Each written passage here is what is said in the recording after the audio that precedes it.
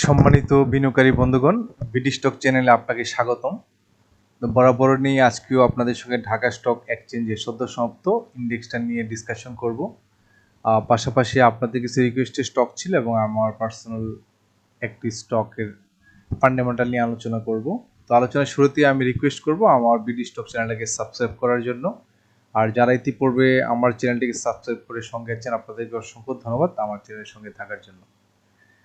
আর আমার এই আলোচনাটা একান্তই আমার পার্সোনাল এবং আমার ব্যক্তিগত চিন্তাধারা এবং অভিজ্ঞতা থেকেই করে থাকি। আমার এই আলোচনা থেকে আমি কাউকে সরাসরি সেল বা বাই করার জন্য উদ্বুদ্ধ করছি না, কারণ ইনভেস্টার সম্পূর্ণ হচ্ছে আপনার জ্ঞান, মনন, মেধা, অভিজ্ঞতা কাজে লাগিয়ে আপনি বিনিয়োগ করবেন, এতে আপনার বিনিয়োগ সুরক্ষিত হবে। কখনো তৃতীয় কোনো ব্যক্তির পরামর্শে আপনি ইনভেস্ট করতে যাবেন না, এতে কিন্তু প্রতারিত হওয়ার সম্ভাবনা আছে। সেই জন্য অবশ্যই আপনাকে বেশি বেশি স্টাডি করতে হবে এবং আপনার নিজের জ্ঞান বৃদ্ধি করার জন্য আপনাকে কিন্তু অবশ্যই অ্যানালাইসিস করতে হবে। তো আজকে ঢাকা স্টক এক্সচেঞ্জের ইন্ডেক্সটা কিন্তু সমাপ্ত হয়েছে 5350 পয়েন্টে, যা 35.9 পজিটিভ এবং হচ্ছে 0.68% কিন্তু একটা পজিটিভ গ্রোথে আসছে। তো এখানে মেইন মেসেজটা হচ্ছে যে অ্যাকচুয়ালি এই যে ইন্ডেক্সটা যে বাড়লো, এটা কিন্তু সব কিছু না। কারণ এখান থেকে আজকের যে ক্যান্ডেলটা এখানে শো করেছে, এই ক্যান্ডেলটা কিন্তু খুব একটা ভালো একটা ক্যান্ডেল না। তবে হ্যাঁ, এখানে একটা মেসেজ একটাই যে সপ্তাহের শেষ দিকেও যে অন্তত একটা ভালো একটা ক্যান্ডেল না হলেও মোটামুটি একটা কিন্তু ক্যান্ডেল একটা আমরা দেখতে পাচ্ছি। লেনদেনও ভালো আসছে, 700 কোটি টাকার উপরে আসছে। তো এখানে আশার বাণী হচ্ছে যে এটা যাতে ফেক যাতে না হয়, যাতে এটা কন্টিনিউশন থাকে। তবে একটা ইম্পর্টেন্ট মেসেজ হচ্ছে যে যদি রবিবার থেকে একটু বেটারমেন্ট, অর্থাৎ যদি এখানে যদি সেল বলছে টার্ন ওভারটা যদি বেশি হয়, তো 1000 কোটি টাকা টার্ন হওয়ার যতক্ষণ পর্যন্ত না আসবে ততক্ষণ পর্যন্ত কিন্তু সেই যে 5600 যে লেভেলটা, এই লেভেলটা কিন্তু আপনার টাচ করতেই হবে তাকে। এটা না হলে কিন্তু ব্রেকআউট হবে না। এটা হলে কিন্তু ব্রেকআউট হবে না। ব্রেকআউট করতে গেলে কিন্তু আপনার 1000 টাকা লেনদেন লাগবে। যেমন এখানে যাওয়ার পর এখানে বর্তমানে যে মুভমেন্ট আছে, এই মুভমেন্টেই এই যে ব্যারিয়ারটা এখানে যে বলতেছে যে এই 5600কে যদি ওভারকাম করতে হয়, তাহলে কিন্তু তাকে 1000 তাহলে কিন্তু এখানে 1000 কিন্তু টার্ন ওভার কিন্তু এখানে শো করতে হবে। 1000 যখনই টার্ন ওভার শো হবে তখনই কিন্তু 5600 যে রেঞ্জটা, এটা কিন্তু আমরা ভাঙতে পারবে ঢাকা স্টক এক্সচেঞ্জ ইন্ডেক্সটা, এবং তারপরে কিন্তু একটা ব্রেকআউট দেখলে সম্ভাবনা থাকবে আপার লেভেলে যাওয়া। তো আপাতত এই বর্তমানে যে অবস্থা, তাতে কিন্তু এই লেভেলে যেতে পারে না। 5600 লেভেল যাওয়ার আগে কিন্তু ইন্ডেক্স কিন্তু কারেকশন মোডে চলে আসে। তার মানে কি লুট নিতে পারতেছিল না এখানে। এখন কিন্তু একটু ডাউন ট্রেন্ডে এসে এখন কিন্তু একটু শক্তি সঞ্চার করছে, এবং এটাকে যদি আমরা একটা ভালো সত্যি একটা ভালো ক্যান্ডেল হিসেবে ধরে নিই, তাহলে এটা বোঝা যাবে যে আগামী রবিবার বা সোমবার, এই রবি সোমবারে যদি স্টকটি 5400 লেভেলটাকে ওভারকাম করে, এই যে প্রাথমিক যে ধাক্কাটা আছে এখানে যে 5400, আমরা ইতিপূর্বে দেখছি যে নভেম্বর মাসে কিন্তু 5400 লেভেলটা যাওয়ার পরে কিন্তু ইন্ডেক্স কিন্তু আবার সেই ডাউন ট্রেন্ডে চলে আসে। তার মানে এই 5400 কিন্তু একটা বড় ধরনের একটা রেজিস্ট্যান্স আছে।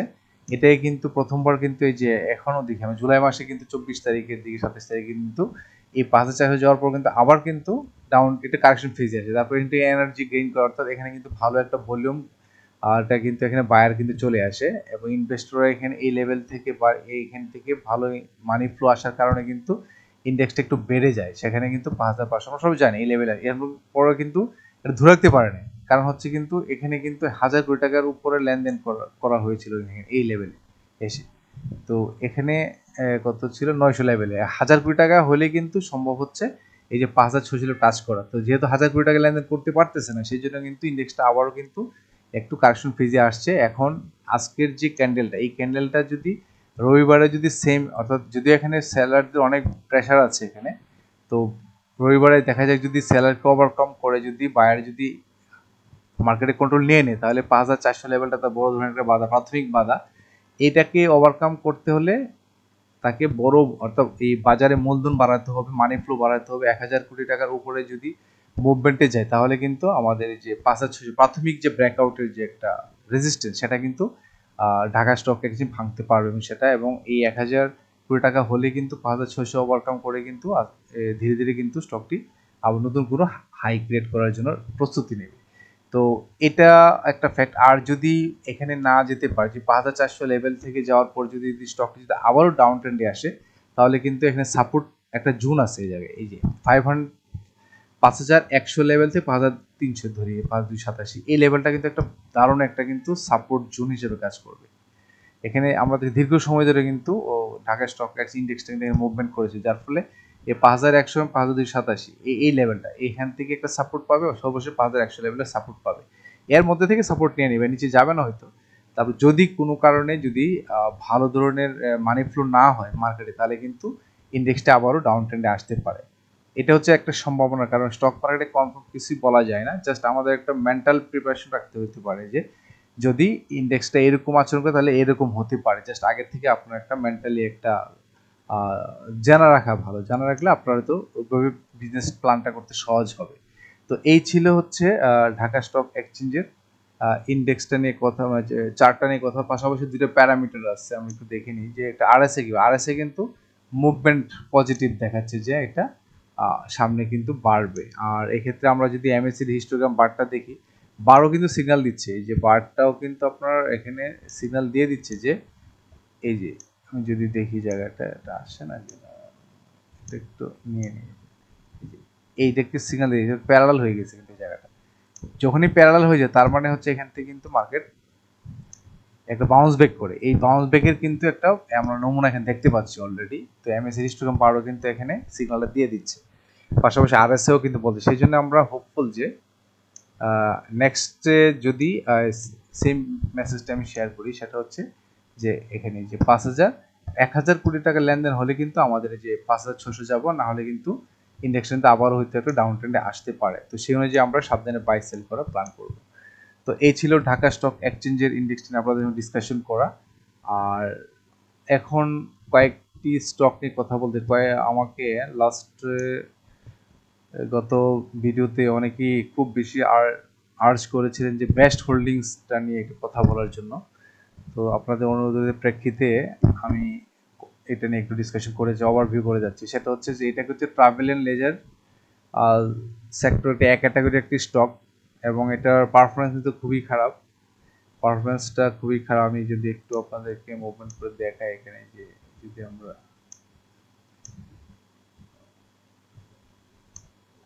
যদি এখানে মুভমেন্টটা করে দেখাই, তাহলে একটু ক্লিয়ার হয়ে যাবে। এই দেখুন, তা পি রেশিও দেখেন কি অবস্থা, এখানে 47.27, ইপিএস 0.33, তারপর এগুলো বাদ দিলাম 10% এয়ারপোর্ট ক্যাশ দেওয়া যাচ্ছে। এই যে ইপিএস খুবই বাজে অবস্থা, এবং তার নেট অপারেটিং ক্যাশ ফ্লো কিন্তু খুবই বাজে অবস্থা। এই প্রেক্ষিতে কিন্তু একটা স্টক খুব একটা মুভমেন্টে যেতে পারে না, এটা আমরা সবাই জানি। তো সেই জন্যই আমি আপনাদেরকে দেখাচ্ছি চার্টটা, যে তার ফান্ডামেন্টালি কত উইক একটা ফান্ডামেন্টাল। আর পাশাপাশি এখানে আমরা যদি তার ফান্ডামেন্টালটা একটু দেখি, তাহলে এখানে দেখেন এই যে তার অবস্থা। তো পেইড আপ হচ্ছে 1000, মার্কেট ক্যাপিটাল 1652 কোটি, অথরাইজ ছিল 1500, তার মধ্যে লোন দেখেন কত, 800 কোটি টাকা তার লোনই রয়ে গেছে। তো এই ক্ষেত্রে তারপরে যে 10% ক্যাশ দিচ্ছে, এটা তো কি দিচ্ছে আমি জানি না, বাট এই ধরনের স্টক থেকে আপনাদের একটু নিরাপদ দূরত্বে থাকে ভালো। তারপর আপনারা যেহেতু বলছেন, আমি এটা নিয়ে একটু কথা বলি।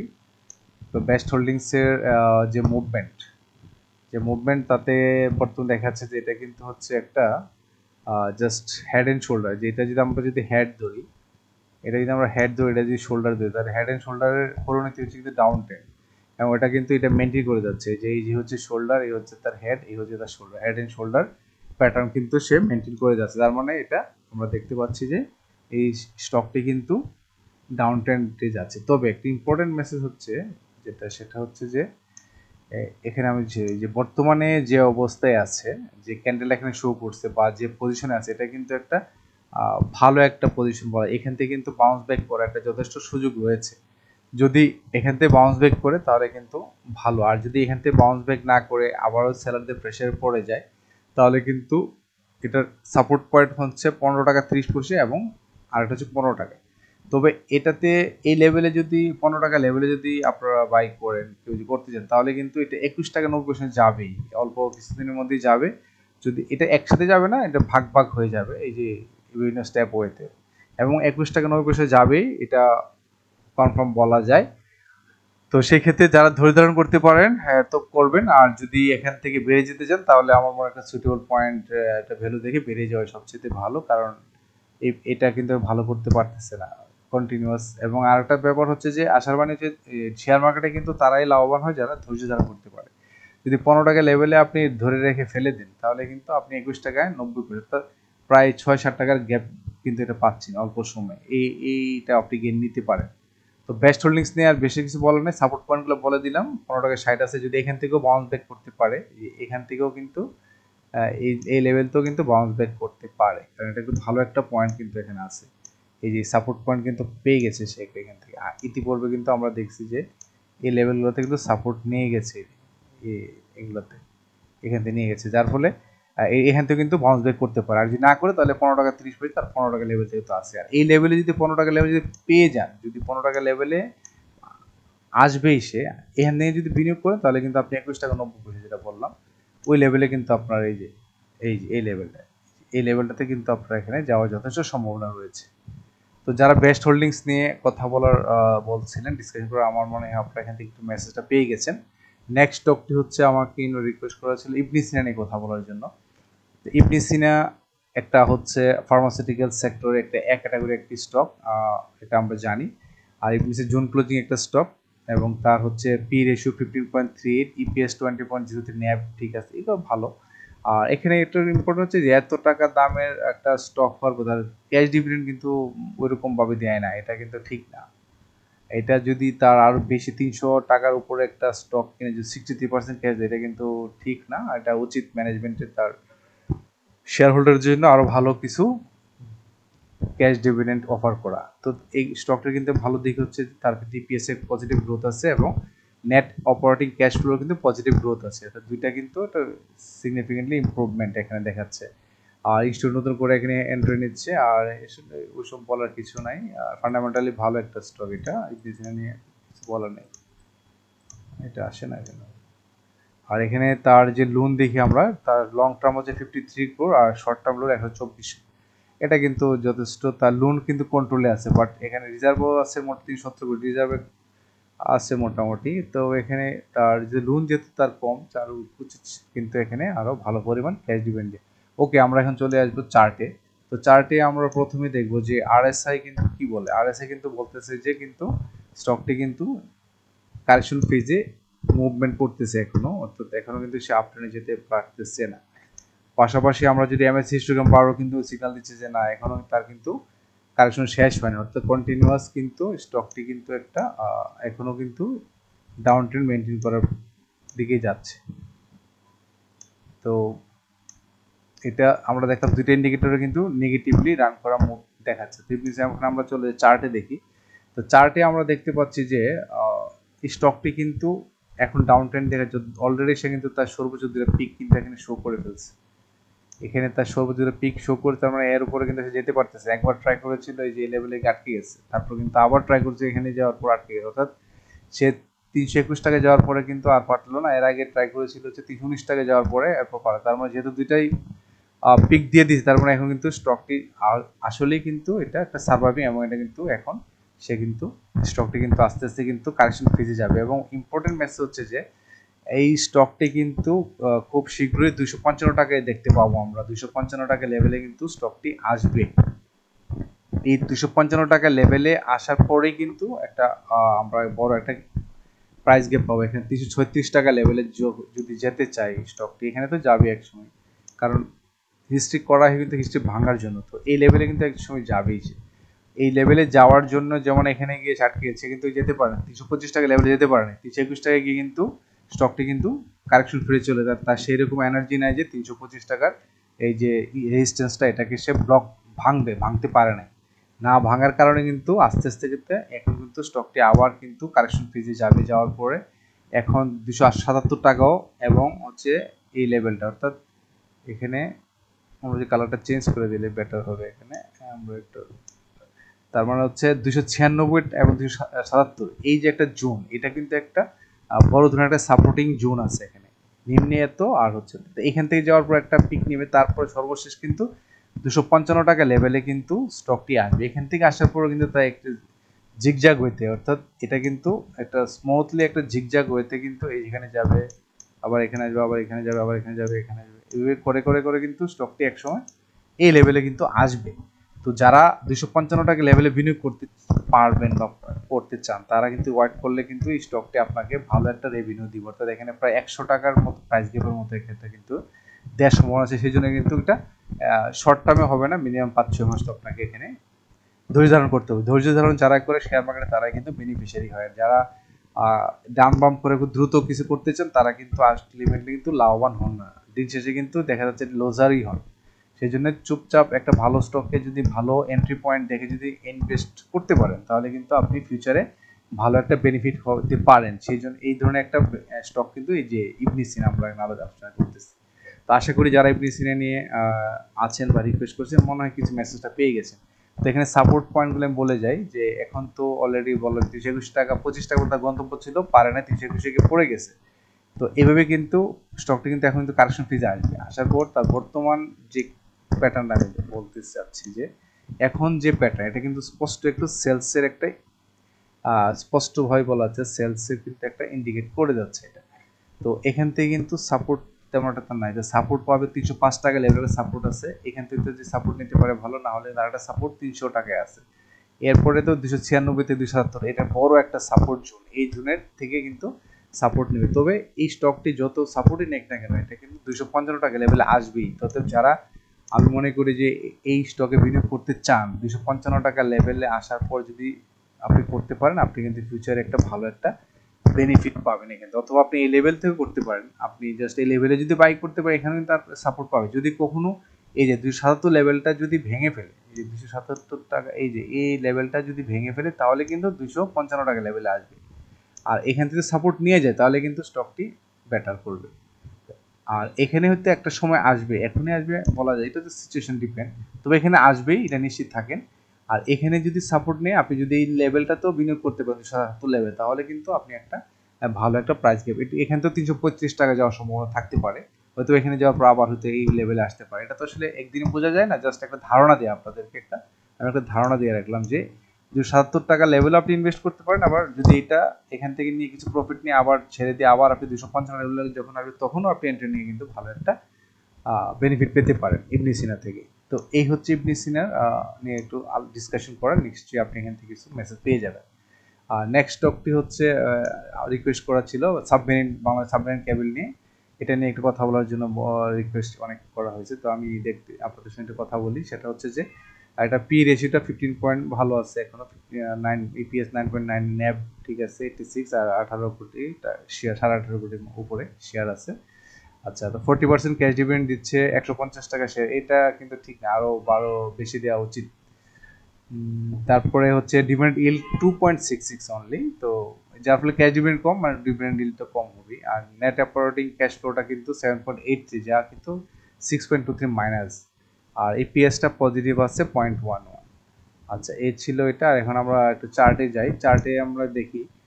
চার্টে প্রথমে আমি দেখে নিব যে এখানে আরএসএটা কিন্তু ডাউন ট্রেন্ডই শো করতেছে, এখানে কিন্তু ডাউন ট্রেন্ড শো করতেছে। আমি আপনাদের সুবিধার্থে একটা মুভমেন্টটা দেখাই নিই, এই এটা কিন্তু ডাউন ট্রেন্ডে শো করতেছে, তার মানে এখানে কারেকশনটা এখনো শেষ হয়নি এটা।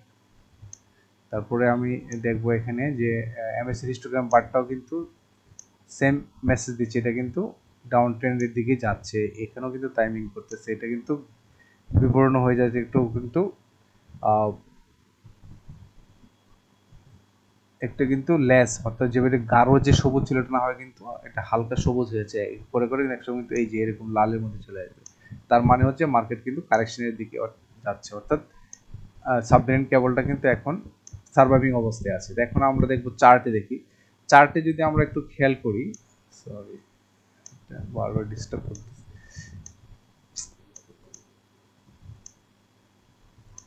আমরা এখানে যদি একটু খেয়াল করি, আমরা দেখবো যে এটা কিন্তু একটা ডব্লিউ প্যাটার্নের মতো একটা আমরা দেখতে পাচ্ছি, যে একটা এখানে কিন্তু ড্র হচ্ছে। ডব্লিউ প্যাটার্ন মানে হচ্ছে যে এখান থেকে শুরু করে এই যে আপস এন্ড ডাউন, আপ, এখন কিন্তু তার আবার শুরু হচ্ছে ডাউন ট্রেনে যাওয়া। ঠিক ডব্লিউ প্যাটার্ন শো করার মানে হচ্ছে যে এই যে তার পিক যেটা দেয়ার, মোটামুটি ভাবে ধরে নিতে পারি এখানে একটা পিক হয়ে গেছে তার, এখানে একটা পিক হয়ে গেছে, এখানে আরেকটা পিক হয়ে গেছে, অর্থাৎ 3টা পিকই কিন্তু তার এখানে হয়ে গেছে। তো যেহেতু 3টা পিক হয়ে গেছে তার মানে সাইকেল ফিল আপ হয়ে গেছে। এখন কিন্তু এই স্টকটি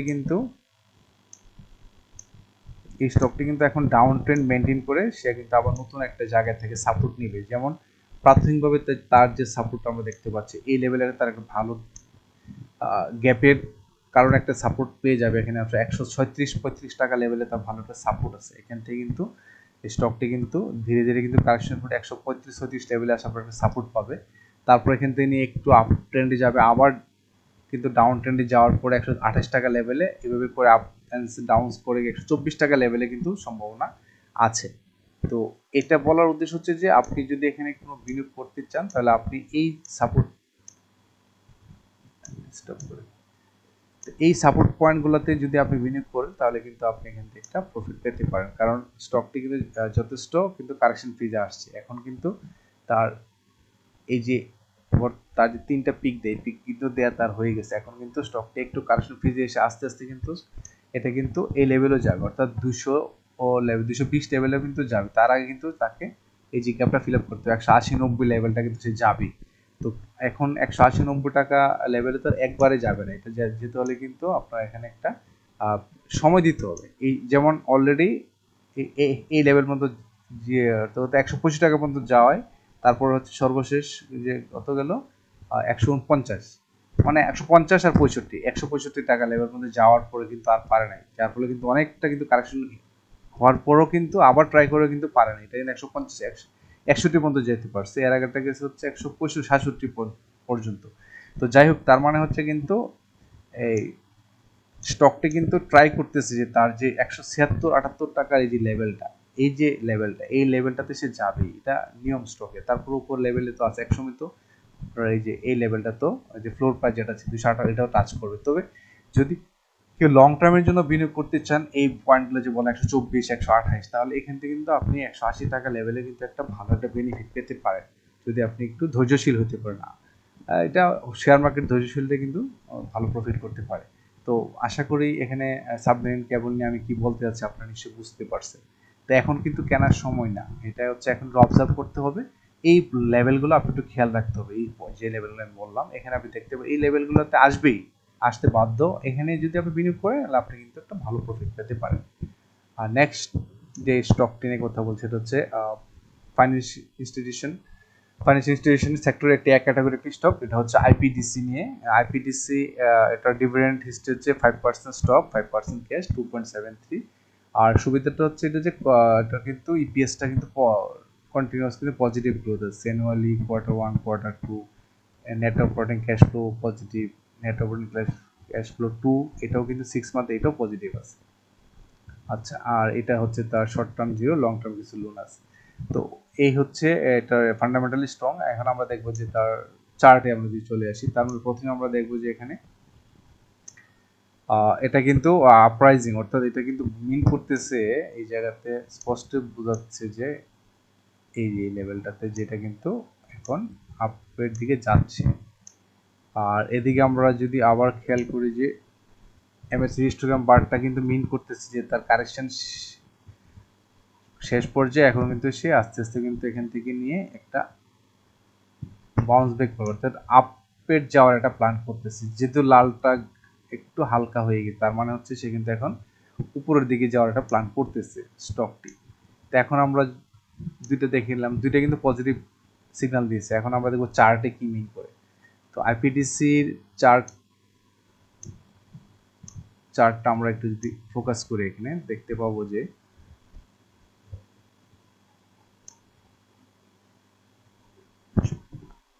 বর্তমানে এই অর্থাৎ 13 টাকা এই লেভেল থেকে কিন্তু জার্নি শুরু করে স্টকটি কিন্তু সর্বোচ্চ 20 টাকা 50 পয়সা পর্যন্ত লেভেলে যেতে পারছে।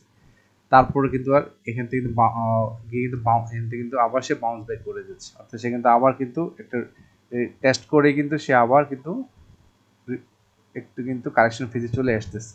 এটা হওয়াটার কারণটা কি? কারণ হচ্ছে যে দেখা যাচ্ছে যে সবচেয়ে বড় রেজিস্ট্যান্স হচ্ছে তার 21 টাকা 90 পয়সা। আমরা যদি একটু খেয়াল করি এইদিকে একটু দেখেন যে এই লেভেলটাতে যাওয়ার পর কিন্তু কয়েকবার কিন্তু রিজেকশন আসছে, প্রাইস রিজেকশন। এই যে অক্টোবর 24 সালের এখান থেকে রিজেকশন শুরু হয়েছে তার এই যে এই লেভেলটার উপরে যেতে 21 টাকা 90 পয়সা গেলে কিন্তু দেখা যাচ্ছে যে এই স্টকটি কিন্তু আর লুট নিতে পারে না, অত উপরের দিকে মুভমেন্ট করার মতো তার সেরকম সাফিসিয়েন্ট মানি ফ্লো থাকে না। এই জন্য কিন্তু স্টকটি কিন্তু অনেক দূর প্রাইস কিন্তু সে রিডাকশন করে যে একদম 13 টাকা পর্যন্ত চলে আসছে। এই 13 টাকা আসার পরও কিন্তু সার্ভাইভ করতেছে, সর্বোচ্চ সে গেছে 20 টাকা 50 পয়সা পর্যন্ত।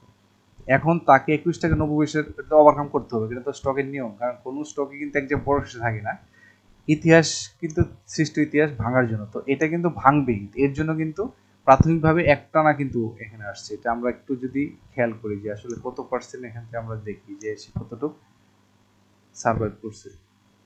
তো ডিস্টার্ব করতেছে এটা, আমরা একটু দেখি যে কতটুকু কিন্তু সে উঠতে পারছে। 3% কিন্তু অলরেডি এটা কিন্তু কাভারেজ দিচ্ছে এখানে এটা। আর যদি আমরা দেখি যে সে কারেকশন কত আসছে এখান থেকে, এই লেভেল থেকে, আমরা যদি এই লেভেল থেকে তার কারেকশনটা দেখি,